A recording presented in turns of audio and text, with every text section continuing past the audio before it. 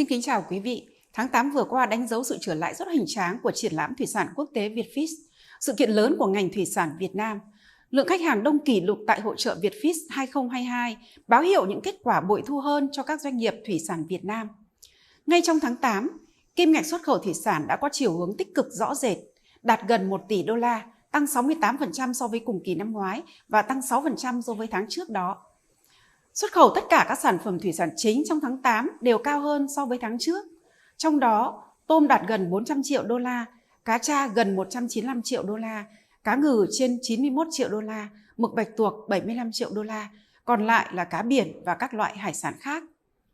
Tính đến hết tháng 8, thủy sản của Việt Nam đã thu về lượng ngoại tệ xuất khẩu 76,7 tỷ đô la, tăng 38% so với cùng kỳ năm 2021. 40% trong số đó là giá trị xuất khẩu của ngành hàng tôm với trên 3 tỷ đô la, tăng 24%. Cá tra đã mang về con số kỷ lục 1,8 tỷ đô la, chiếm 23,5% giá trị xuất khẩu thủy sản. Xuất khẩu cá ngừ cao hơn 55% so với cùng kỳ năm ngoái, đạt 729 triệu đô la. Xuất khẩu các sản phẩm từ các loài cá biển khác mang về kim ngạch 1,35 tỷ đô la, tăng 23%. Những sản phẩm như cá cơm, cá nục, cá hồi, surimi đóng góp doanh số từ 100 đến 300 triệu đô la trong 8 tháng qua. Xuất khẩu hầu hết các loài thủy sản đều tăng trưởng 2 đến 3 con số trong 8 tháng qua, trong đó đặc biệt xuất khẩu tôm hùm đột phá với trên 132 triệu đô la, tăng gấp gần 6 lần so với cùng kỳ năm ngoái. Tuy nhiên, vẫn có một số ít mặt hàng bị chững lại hoặc giảm kim ngạch xuất khẩu trong tháng 8 và 8 tháng đầu năm. Trong đó, xuất khẩu cá Sapa giảm 6% trong 8 tháng, xuất khẩu nước mắm giảm 9%. So với xuất phát điểm ở mức thấp của tháng 8 năm 2021, xuất khẩu thủy sản sang tất cả các thị trường đều ghi nhận tăng trưởng dương rất cao trong tháng 8 năm nay, trừ Tây Ban Nha giảm 13% và Ukraine giảm 92%. Kết quả xuất khẩu 8 tháng sang các thị trường đều tăng đáng kể so với cùng kỳ, trừ thị trường Nga giảm 13%.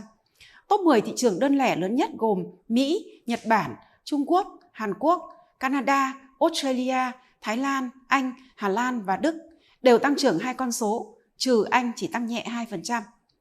Các thị trường ghi nhận tăng trưởng cao trên 50% trong 8 tháng qua gồm có Trung Quốc tăng 82%, Canada tăng 72%, Australia tăng 50%, Hà Lan tăng 52%, Bỉ tăng 80%. Năm 2022, thời vận thuận lợi cho các doanh nghiệp cá tra nên doanh số của các doanh nghiệp đều tăng so với cùng kỳ. 8 tháng đầu năm nay, công ty cổ phần Vĩnh Hoàn đứng đầu cả nước về kim ngạch xuất khẩu thủy sản và kim ngạch xuất khẩu cá tra với gần 294 triệu đô la, tăng 70% so với cùng kỳ năm trước. Nhiều công ty cá tra khác đều tăng doanh số xuất khẩu như Biển Đông Seafood tăng 36%, Nam Việt tăng 52%, công ty trách nhiệm hữu hạn chế biến thực phẩm xuất khẩu Vạn Đức Tiền Giang tăng 50%.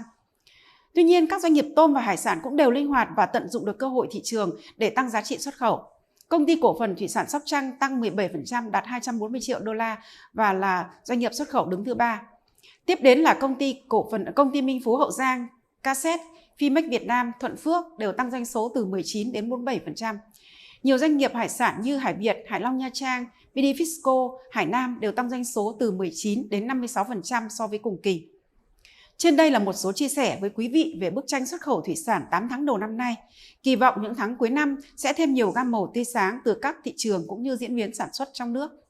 Cảm ơn quý vị đã quan tâm theo dõi.